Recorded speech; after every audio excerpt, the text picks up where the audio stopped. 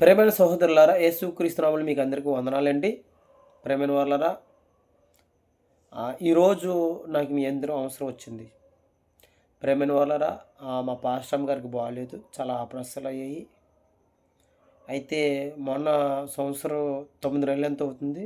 Head ఈ head నిలబడడానికి ఇక్కడ రాడ్లు పెట్టారు. అయితే ప్రేమైన వాళ్ళారా, మరలా దాని కింద 2 అంగుళాల కింద ఆపరేషన్ చేస్తానంటున్నారు.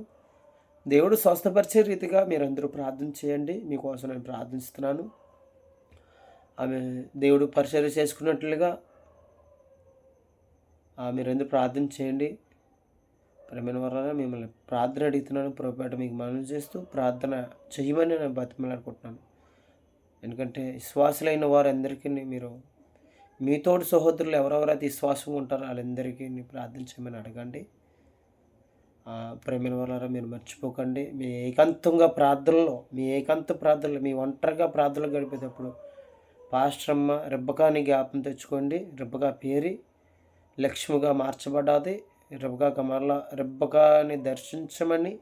రెబ్బకాని దర్శించమని మీరందరూ ప్రార్థన చేయండి. మీకోసం నేను ప్రార్థన చేస్తాను. మీరందరూ జ్ఞాపకం తెచ్చుకోండి నా మాటలు.